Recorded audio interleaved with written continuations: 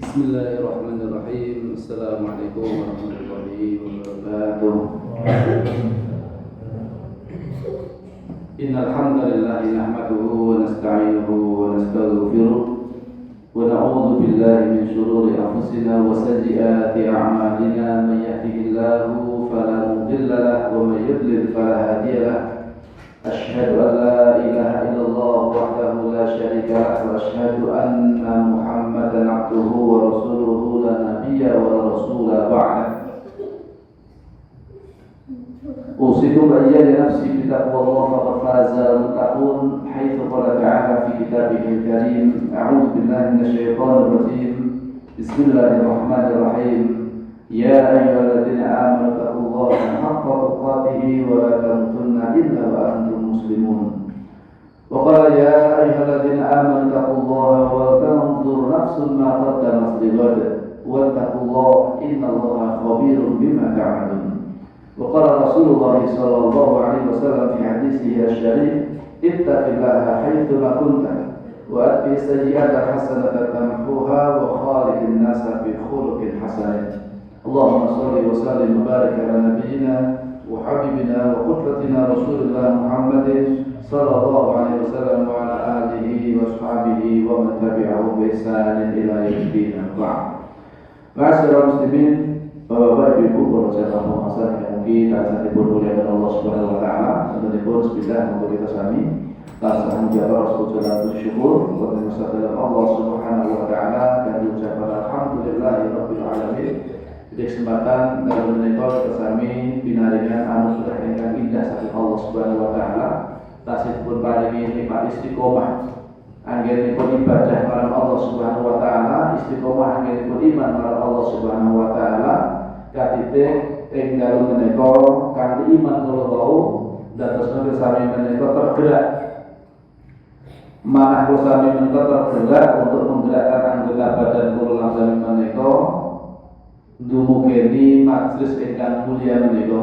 Bisa perlu ditandhani ibadah ingkang utami nggih menika salat maghrib kanthi berjamaah dipun lajengaken nggih menika nderek majelis taklim utawi majelis ilmu untuk kesempatan dalam menika estu menika nggih namung nikmat saking Allah Subhanahu wa taala kemawon, keutamaan lan nikmat ingkang agung saking Allah Subhanahu wa taala ingkang Allah paringaken dumateng kula lan sami. Pramila tentunipun wajib bagi kita sami bersyukur. Mugi-mugi kanthi bersyukur menika dadosna kita sami menika tansah pinaringan dipun tambahi nikmat ini Allah Subhanahu wa taala, dipun paringi istiqomah anggenipun iman saha ibadah marang Allah dugi akhir hayat kita sami samangke masing-masing sehingga kalian mengatur mugi-mugi kita sedaya samangke saged pikantuk nikmat husnul khatimah ing temenipun kita sami dipun berkatan oleh janahipun Allah Subhanahu wa taala. Amin Allahumma amin. Salam salawat mungkin kepada matan uswah kita sami suri kepada kita sami menika Rasulullah Muhammad sallallahu alaihi wasallam mungkin matan sedaya sahabat-sahabatipun tabi'in sedaya umatipun ingkang tansah tuntunan saha syariatipun dumugi menjaluk ing yaumul qiyamah. Ma'asyiral muslimin, asadani Rasulullah dalam menika kita badhe nglajengaken malih nggih menapa ingkang dados kajian kita menika tasbihun nafas sampai dugi menika perkawis penyakit ingkang sangat berbahaya nggih menika penyakit sombong. Gara-gara penyakit sombong menika dadosna iblis ingkang ruminipun menika dados makhluk ingkang mulia ning gandeng piyambakipun terjangkiti penyakit sombong, merasa dirinya lebih baik daripada yang lain termasuk pada Adam. Nalika dipun dawuhi dening Allah Subhanahu wa taala sujud marang Adam, iblis menika menolak.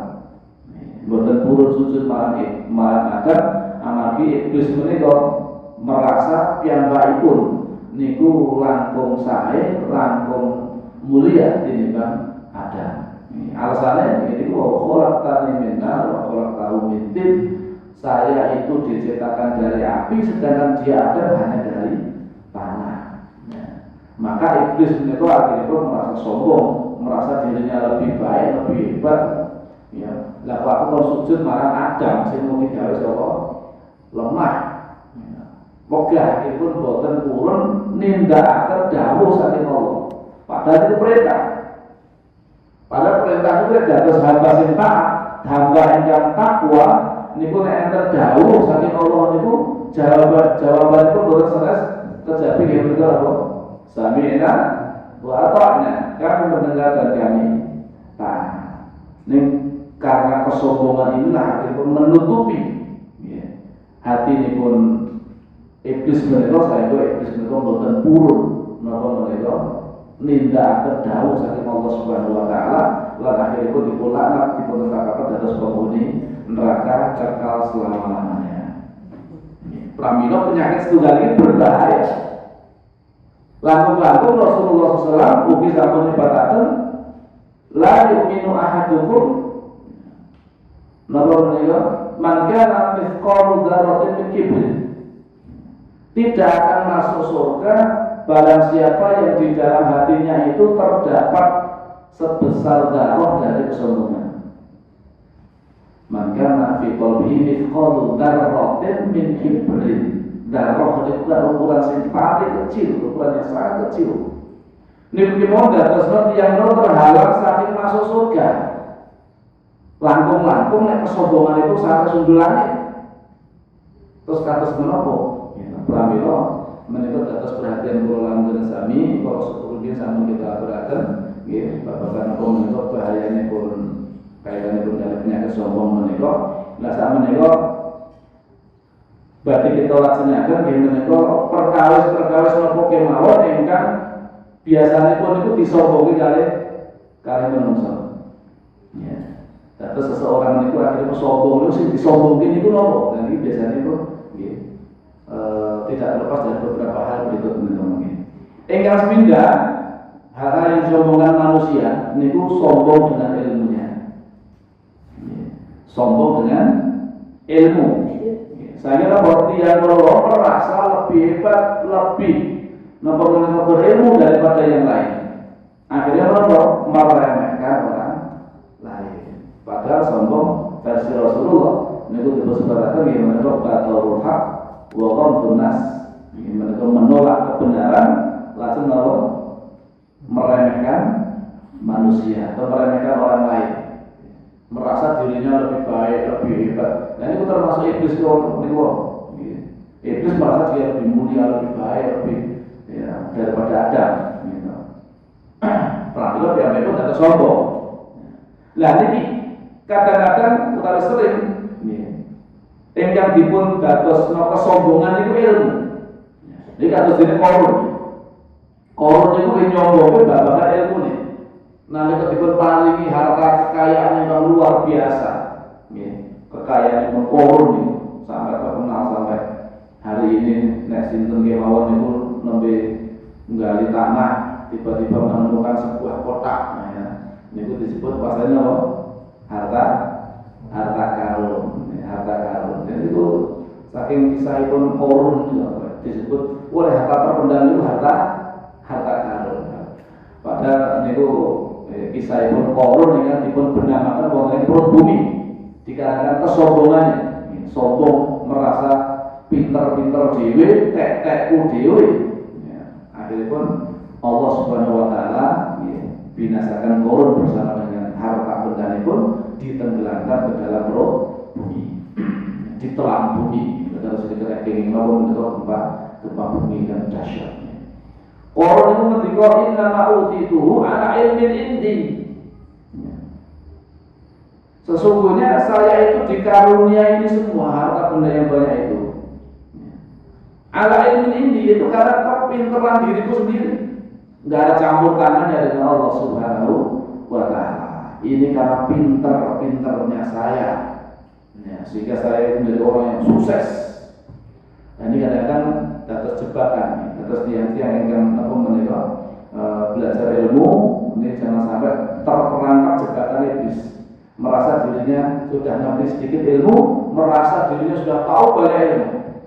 Akhirnya pun takut baru. Alhamdulillah Imam Syafi'i rahimahullah mengatakan biar al-ilmu salah satu asbarin. Ilmu itu mempunyai tiga tahapan. Man dakhala fi fisyibril awal takabbar. Seseorang itu kalau baru memasuki gerbang pertama, masuk pintu ilmu yang pertama kali, ya, masuk fase yang pertama, ya, itu biasanya takabbar, sombong, gitu. Kata sini padi menika nalika nembe mbludak, gitu, pemerataan ini kan jegrik ini, ya. Alias tidak tunduk, Pak, tapi merasa menantang langit, gitu. Merasa seolah-olah dia sudah tahu apa-apa, gitu. Padahal baru sedikit ilmu yang dipelajari. Ini pun rumangsanya harus mengerti sakabehane, kadang-kadang malah dadi qadhi barang, ya, memvonis, ya, kadang-kadang dados mufti barang. Ya. Niku sangat berbahaya. Takabbar meremehkan yang lain, benar sering kemudian memberikan menyalahkan atau kemudian menyalahkan orang yang berbeda dengan kita. Ini juga jadi masalah. Gitu. Ini ilmu yang sering juga kemudian diperbangga-banggakan. Nah, tapi kemudian dia terus mendalami ilmu itu, memasuki terus ilmu itu. Wa man dakhala fi syibri tsani tawadha. Barang siapa yang kemudian memasuki gerbang atau fase yang kedua, maka dia akan menjadi tawadhu. Lebih merasa rendah hati. Kata jadi padinya semakin berisi, ya, berarti semakin merunduk di konsep tadi. Ilmu dia semakin banyak ilmunya, dia semakin tawadhu. Mestinya pun gitu. Ilmu yang dipelajari, terutama ilmu babagan agami, itu mestinya pun dadosna tiyang semakin tawadhu, bukan semakin merasa ana khairun minhu, aku lebih baik daripada dia. Bukan seperti itu. Akhirnya pun merasa dirinya paling baik, paling benar. Akhirnya yang lain juga suara semuanya, mentahdir semuanya ditahdir. Nah, ini jadi persoalan. Padahal ternyata yang dilakukan itu ada dalilnya juga ternyata. Itu ulama ada yang memperbolehkan seperti itu ternyata. Ternyata yang dipersoalkan itu ada perkara-perkara masih sifatnya ranah ijtihadi. Nek ranahnya pun mengenai ranah ijtihadi, maka tidak boleh kemudian kita menyalahkan ijtihad, ya, salah satu ulama. Karena berdasarkan ijtihad, ya, dalam perkara yang furu', ya, apalagi dalam masalah cabang itu, ya. Dalam masalah fikih itu para ulama, ya, kalau yang kita kenal di Ahlus Sunnah wal Jamaah, yaitu ada 4 mazhab itu. Masing-masing ada perbedaan-perbedaan di dalam masalah dalam hukum-hukum tertentu. Ada beberapa perbedaan, ada persamaannya juga ada kadang-kadang juga terjadi perbedaan. Hasil ijtihadnya mereka masing-masing.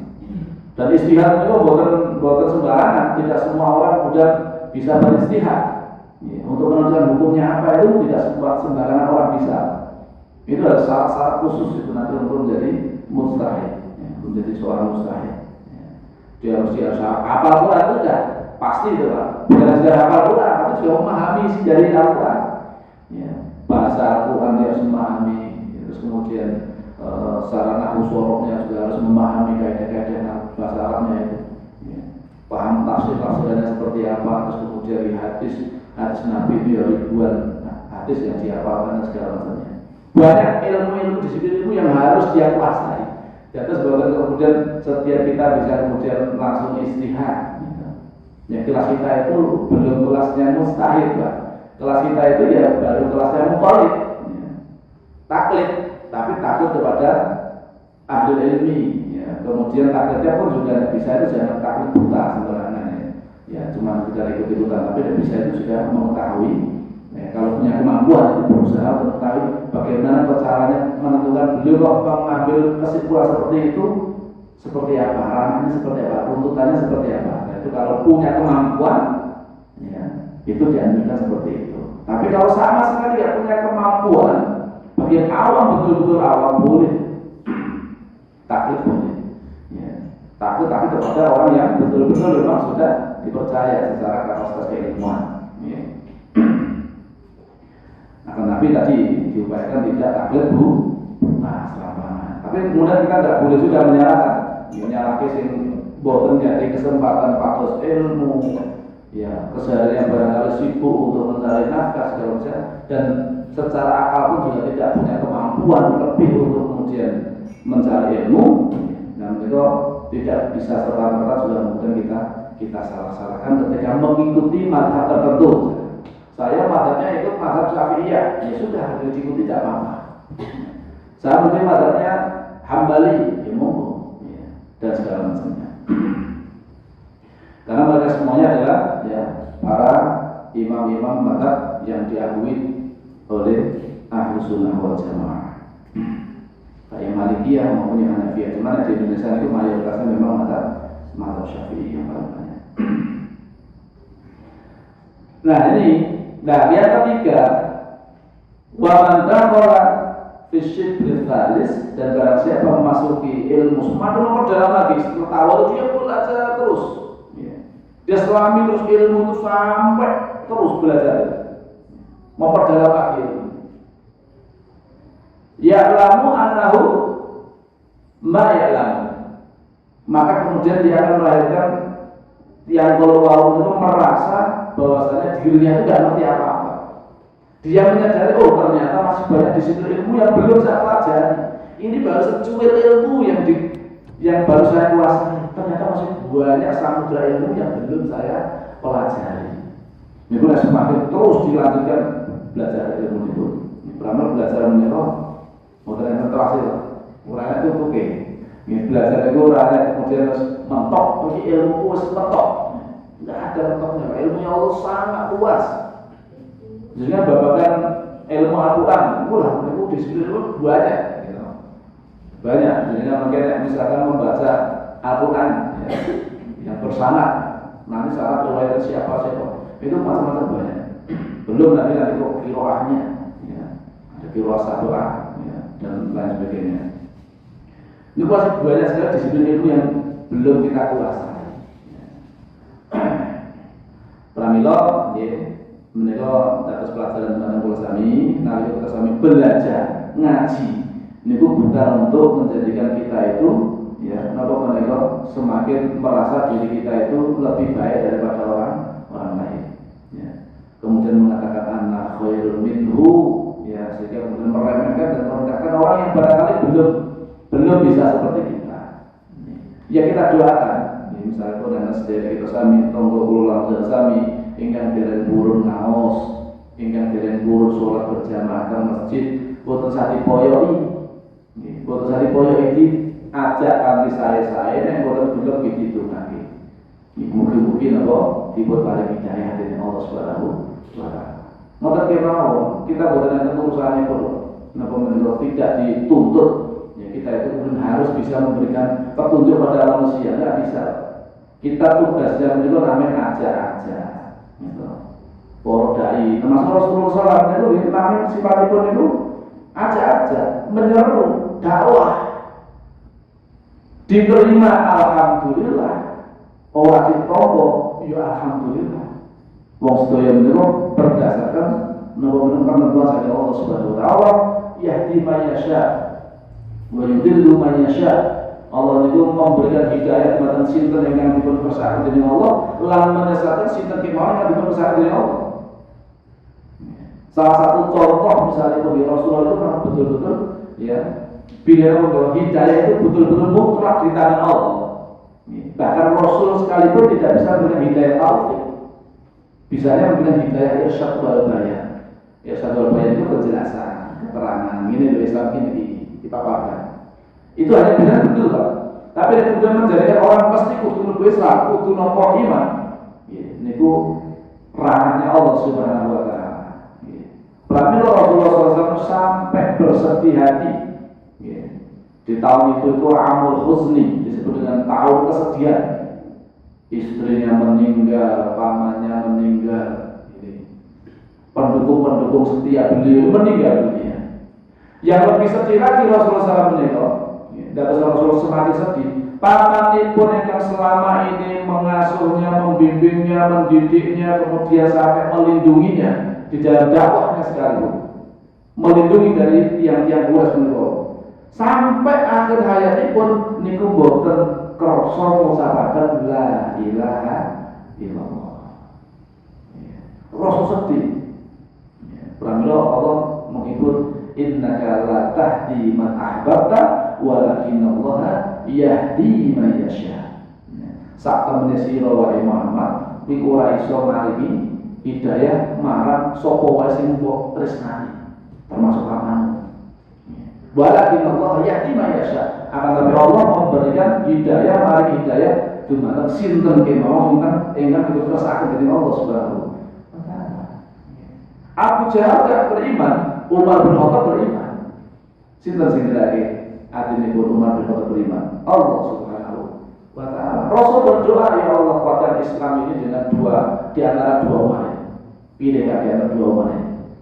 Satunya Amr bin Hisham, satunya Umar bin Khattab. Ternyata Allah lebih memilihkan untuk menguatkan iman, jadi pendukung iman, pendukung Islam. Gimana kalau jika pilih Umar bin Khattab, bukan kepada Amr bin Hisham, gimana kalau Abu Jahal. Dan akhirnya pun Abu Jahal termasuk tiang kafir, ya, tiang musyrik yang menentang Rasulullah pada terbunuh mengenai perang Badar mati dalam badan musyrik, tidak beriman, padahal ya sudah nggak kurang-kurang belum dakwah, tapi dia dari awal sudah pertentangannya keras. Walaupun Umar ini menentang Pak, bahkan sempat ingin membunuh Rasul, pun nenek pedang itu dari Rasulullah. Nah, ini semarai bangsa Quraisy itu comprak pecah belah. Ini gor-gor ini Muhammad sumber biang keroi kudu dihabisi. Mulai mati Muhammad, wis rampung saya, sebab bakal comprak, ora ada pecah belah. Akhirnya pun Umar tapi ini ben bersatu, tapi tujuannya apa ini ternyata ya tidak benar, karena dia mau memusuhi Islam. Agama yang benar. Padahal justru kemudian Allah Subhanahu wa taala memberikan hidayah di tengah perjalanan dia ingin mencari Rasulullah, ingin membunuh Nabi sallallahu alaihi wasallam, justru dia mendapatkan hidayah masuk Islam. Ya. Melalui kemudian adiknya yang sedang mempelajari Al-Qur'an, membaca Al-Qur'an, akhirnya dia sehingga setelah beliau hatinya lembut, akhirnya kemudian ya malah justru dia Umar masuk Islam. Bisanya berdoa, bisanya kita memohon kepada Allah, bisanya kita berdakwah, menyeru. Nek masalah hidayah ini di tangan Allah Subhanahu wa taala. Maka enggak usah bersedih. Pengikutnya sedikit enggak usah bersedih. Karena apa? Dakwah itu ya kita hanya menyeru sifatnya. Yang memberikan hidayah, yang mendatangkan iman ke dalam hati seseorang niku mutlak milik Allah Subhanahu wa taala. Bukan manusia, itu berada di tangan Allah. Hidayah itu taufik, ini mutlak di tangan Allah Subhanahu wa taala. Kadang-kadang ya Allah itu paling hidayah kepada tiap seseorang. Ini kok sebabnya macam-macam. Padahal yang aneh-aneh ini sebab itu. Para ilmuwan meneliti nopo akhirnya pun lupa sesuai Al-Quran, akhirnya masuk Islam. Maksudnya pada, jadi maksudnya pada. Pas lebih berkecamuk perang, ya. Awalnya dia di barisan orang-orang kafir. Tiba-tiba di dalam peperangan, ya, akhirnya dia malah memilih masuk Islam. Ya kan waktu itu akhirnya berperang di barisan kaum muslimin dan terbunuh menjadi syuhada. Ya kan seperti itu. Macam-macam Allah sampun memanggil iman, sampun maringi hidayah, itu tidak ada yang bisa menyesatkan. Ya. Tidak ada yang bisa memberikan, namun mereka menyesatkan dia kalau. Nah itu bapak ilmu yang sering dipun sombongkan, gitu, yang sering sombongkan.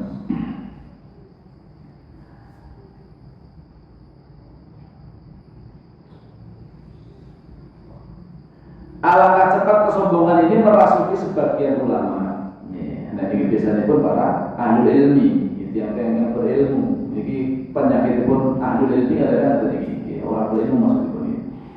Karena itu tidak butuh waktu lama ia akan merasa ilmunya telah sempurna, lalu menganggap besar dirinya, merendahkan manusia, dan akhirnya begitu Pak, meremehkan yang lain.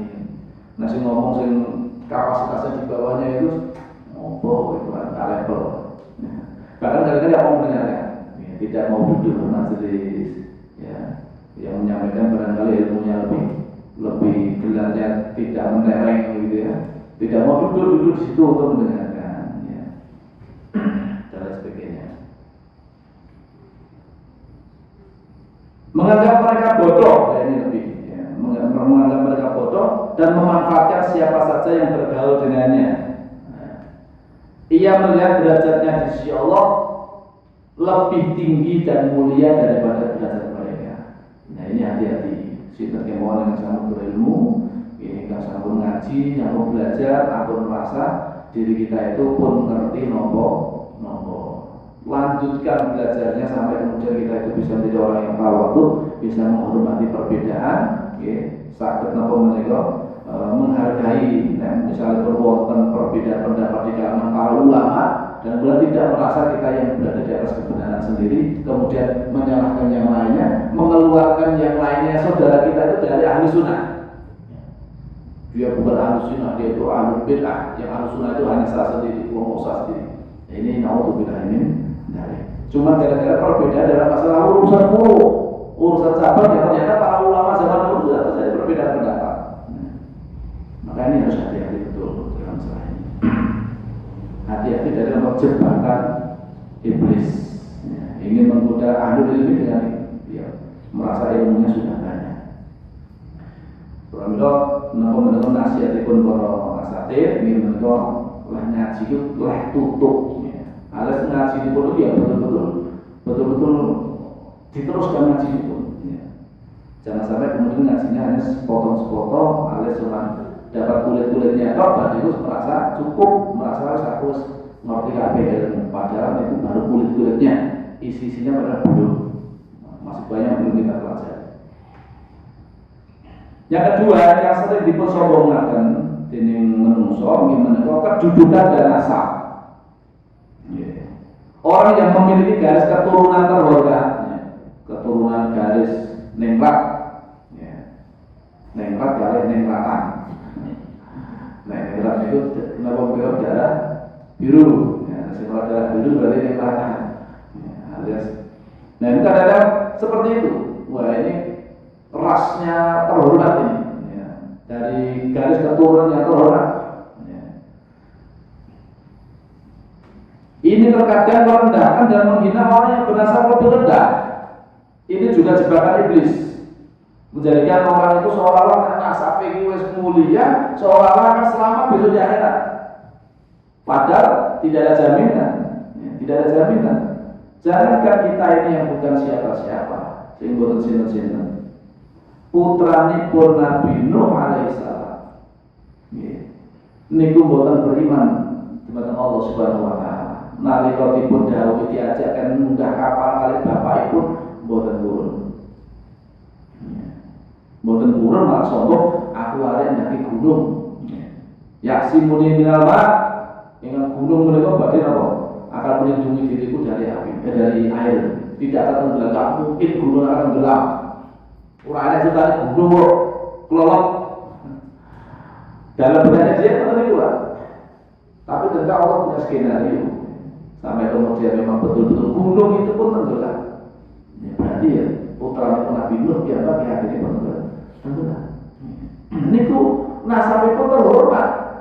Bapak itu Nabi, bapak itu Rasul, dakwah 950 tahun. Putra yang bertani iman. Bila orang di keturunan Nabi ini boten, keturunan ulama pikiran, dia berjalan dia mau pilih keturunan pun bangga di pulau-pulau, kemudian mengadili ini kan nasab dengan ngertos nafas dengan usul di nol, buah atau di buyut, bayar, kadang-kadang bayar kenapa? Kadang-kadang bayar kenapa? Ini kelemahan kita ini tiap-tiap Arab, memang mereka menjaga nasab, sehingga nasab itu betul-betul mau dijaga betul, nasab sopo nyambung kan, maka hari ini pun masih ada ahli nasab, itu juga mereka meneliti tentang nasab-nasab seperti itu, termasuk nasab-nasabnya Rasulullah SAW. Siapa saja itu ada yang memang betul-betul konsen di bidang itu. Nah ini memang terutama orang Arab di antaranya itu kelebihannya, mereka betul-betul menjaga urusan nasab, nyambungnya siapa sampai kemudian kakek buyutnya siapa itu sampai nenek moyangnya itu betul-betul ngerti.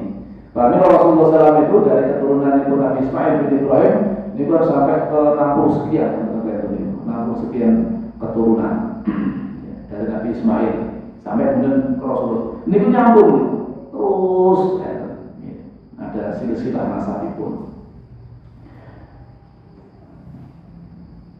Nah ini pramila kali sami menggadahi kedudukan atau nasab yang mulia sekalipun, niku tidak boleh kita menyembuhkan diri, menyembuhkan nasab kita, kemudian merendahkan nasab yang lain. Ini juga sesuatu yang tidak diperbolehkan.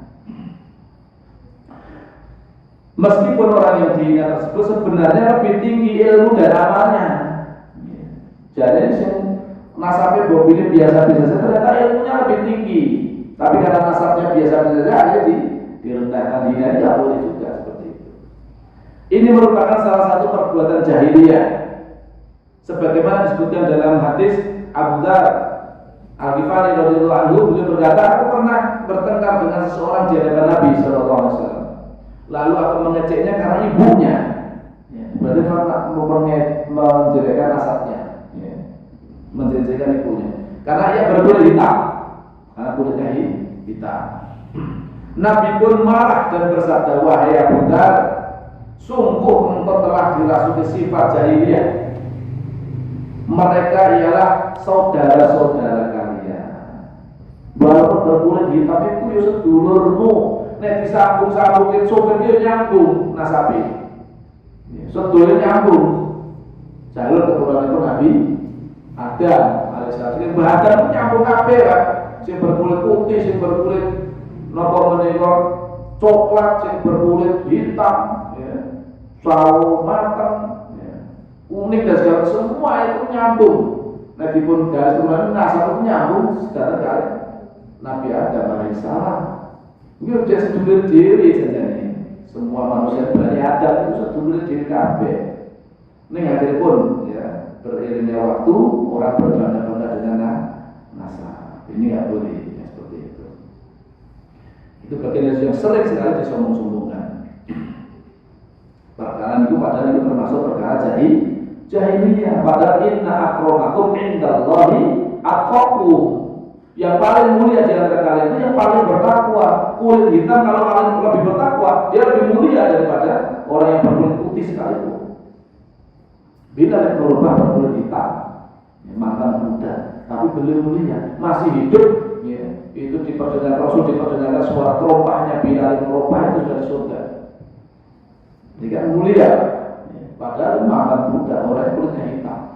Ya, tapi karena dia takwa pada Allah, ini diberangkat belajar dari Allah Subhanahu wa Ta'ala. La fadla li arabiyyin wa la li ajamiyyin illa bittaqwa. Tidak ada kelebihan antara orang Arab dan orang yang ajam alias orang selain Arab kecuali dengan takwanya. Atau dengan itu boten sah berkecil hati awal dhewe ora Arab, ora keturunan Quraisy segala macamnya ya. Wah berarti belajarnya kalah, tidak seperti itu kan? Jadi kalau lebih takwa kok bisa mengalahkan orang yang bernasab mulia sekalipun. Tapi kalau orang bernasab mulia itu memang kemudian punya ketakwaan yang tinggi ya mereka sudah mulia gitu. Jadi siapapun sama di hadapan Allah, punya kesempatan yang sama untuk sangat mulia mengasari kepada Allah Subhanahu wa Ta'ala. Karena ketakwaan itu yang mempengaruhi. Bukan masalah nasabipun itu, nasabi wong nopo itu yang keturunan nopo itu bangsawan atau keturunan biasa, tidak ada hubungan seperti itu.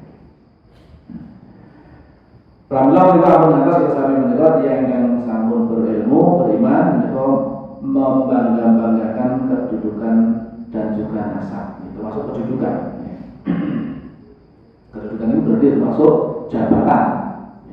Jabatan itu dulu, ini jabatan jabatan. Nasab itu kan terus melekat, nasab. Nasab itu kan terus melekat itu. Tapi jabatan itu sampai sementara. Paling misalnya pun presiden ya 5 tahun. Nah dipilihnya dari 10 tahun, 2 periode. Balik itu dari manusia biasa. Jadi orang biasa beli. Pramila tidak ada boleh kita sombongkan, termasuk kedudukan. Kedudukan yang sementara Allah pengen ngasake itu diambil kedudukan itu sangat mudah. Betapa banyak itu orang-orang yang tadinya gagah perkasa, hebat dengan pakaian dinas yang luar biasa, tiba-tiba kalau sudah pakai baju oranye ya sudah sudah tidak tegak lagi gitu. Terus rakyat mana pakai baju oranye ditangkap KPK, sudah tidak keren lagi dan seperti itu. Banyak yang seperti itu. Padahal sebelumnya jadi petentang dengan seragamnya, dengan kekuasaannya, gagahnya luar biasa.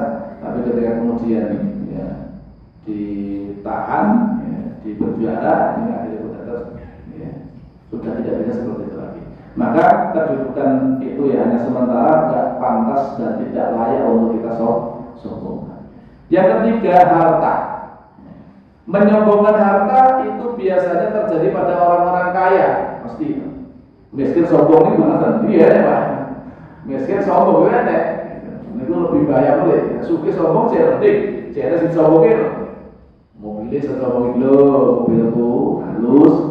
Lo makhluk. Ya. Cewek muncul ya, miskin itu sombong, lagi nggak tahu bila ini. Dari sombongnya apa nih? Udah nggak punya harta, masih disombong-sombongkan. Mau selfie, mau video, selfie ke mobil halus, mobil bagus, selfie, ya diupload. Seorang itu mobil ini padahal mobil parkir 6.000, mobil orang dia parkir dan orang ya. Demi bisa selfie dengan Lamborghini, ya, ada repot selfie cekluk seolah dia punya pemilik mobil itu. Buat apa seperti itu? Dan menopo, benar dinanya. Nggak pantas sudah kita sombongkan dunia. Karena Allah yang sangat merasakan pengen dipendam, gampil, mudah sekali bagi Allah. Karena tsunami, lihat sebentar saja sudah musnah semuanya. Kebakaran LA, buat mata itu ya. Ribuan, puluhan ribu menurut rumah itu ludes hancur.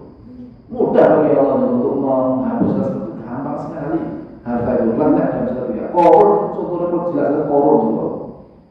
Wah, kayak begitu banyaknya tiba-tiba dalam waktu sekejap banyak tak tersisa ditelan bumi, masya Allah. Alhamdulillah.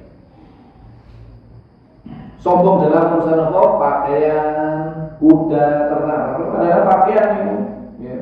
Sengaja diketok-ketoknya pas pengajian, ibu masih ada nopo-nopo bawa tas branded.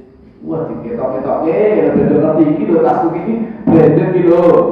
Regane larang, regane 500 juta tasnya.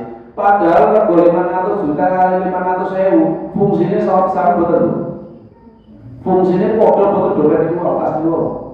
Podo fungsinya juga ada HP, juga ada nomor itu lah. Kita paling itu, kita tas ibu dia. Bahkan saya balik sama saya udah gitu. Fungsinya sama gitu.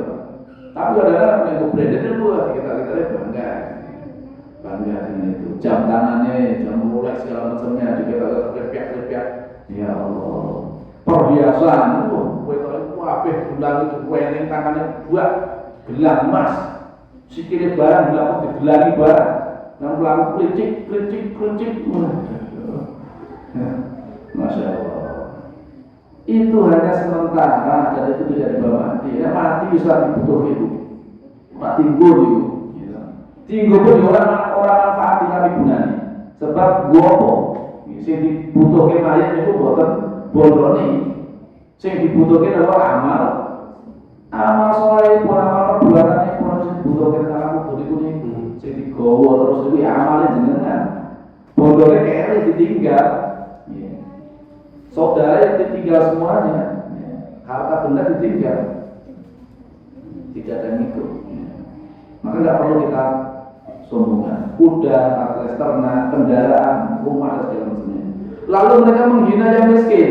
Nah ini penyakitnya orang kaya ini kan nonton itu, nah dari orang miskin itu kalau orang respect, kalau nyawa kan enggak, nyambut sama mana istirahat sambut, tapi nasi kau lebih suki, gue berpengaruh, terus nyambut itu, nah gede sambut, nah kita kau melarang miskin seolah nggak tahu, seolah nggak mau tahu, nggak mau, misalkan ngomong-ngomong kadang-kadang disambil sepintas lalu.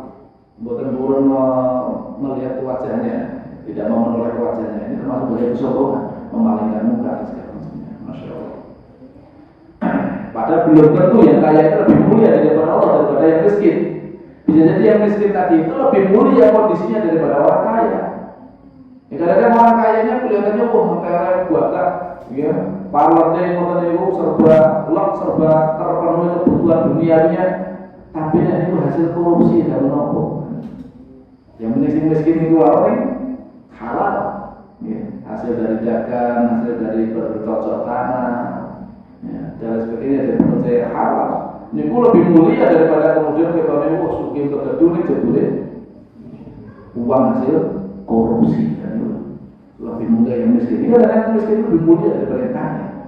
Jangan menghina orang miskin. Karena orang miskin menikah benceng dan akhirat. Podo-podo di surga nih kalau yang suki. Ini pusing lebu disiapkan surga itu disik sing miskin. Disik sing larat itu yang makhluk hidup. Sing kaya-kaya sih dicek, diteliti, bondone kondi dicek. Yang miskin dicek apa nih?